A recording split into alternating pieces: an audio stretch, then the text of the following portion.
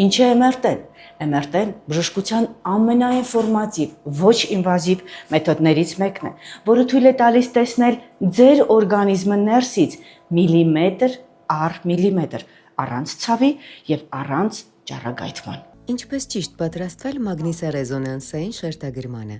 Հավաքել ենք ձեր ամենահաճախ տրվող հարցերը եւ մեր ռադիոլոգիական թիմը կպատասխանի դրանց։ Երբ կատարել ՄՌԺ։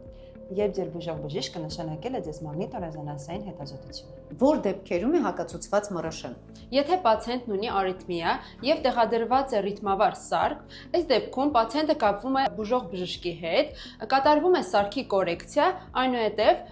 ռեանիմատոլոգի հսկողությամբ կատարում ենք MRT հետազոտությունը։ Երբ չի կարելի կատարել ՄՌՇ։ Եվ դուք ունեք մագնիտոռեզոնանսային շերտագրության հետ անհամատեղելի բժշկական սարքեր։ Օրինակ իմպլանտներ, սակայն վերջերս օգտագործվում են այնպիսի մետաղական կոնստրուկցիաներ, որոնք մեր հետազոտության հետ համատեղելի են։ Ինչ են ձեզ հաճախ հարցնում հիվանդները։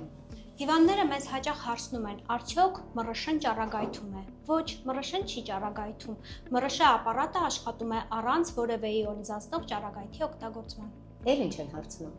Հարցնում են ինչքան երկար ենք վարկելու։ Մեկ հատվածի ՄՌՇ հետազոտությունը տևում է սովորաբար 15-ից 20 րոպե։ Որ հարցն է ամենահետաքրքիրը, որ ձեզ երբևէ տվել են։ Հարցնում են սա մեր հայ ստեղծած սարքն է, այո, հպարտությամբ կարող եմ նշել, որ ՄՌՇ սարքը ստեղծվել է հայ մեծագույն գիտնական Ռայմոտ Դամադյանի կողմից։ Ինչպես պատրաստվել ՄՌՇ-ին։ Գլխուղեղի, ողնաշարի եւ հոդերի հետազոտության ժամանակ նախապատրաստել պետք չէ, սակայն որովայնի եւ փոքր կոնքի հետազոտության պարագայում հետազոտությունից 1 օր առաջ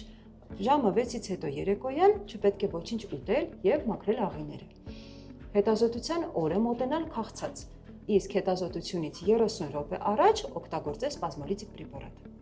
Հետազոտությունից առաջ պացիենտի տրամադրվում է մեկանգամյա օգտագործման իրեր, պացիենտը զգեստափոխվում է, այնուհետև սկսում ենք հետազոտությունը։ Հետազոտությունը տևում է 7-ից 40 րոպե եւ ամբողջ ընթացքում մենք կապի մեջ ենք լինում պացիենտի հետ։ Խնդրանք բոլոր պացիենտներին ներկայանալ հետազոտության բոլոր բժշկական փաստաթղթերով եւ դիսկերով, քանի որ դա շատ կարեւոր է հիվանդության ընթացքը ճիշտ գնահատելու եւ հետագա դինամիկան հսկելու նպատակով։ Եթե ունեք այլ լրացուցիչ հարցեր կամ նախապատրաստման առանձնահատկություններ, դիմեք մեզ։ Մենք սիրով կօգնենք ձեզ թե հետազոտությունից առաջ, թե հետազոտության ընթացքում եւ թե հետազոտությունից հետո։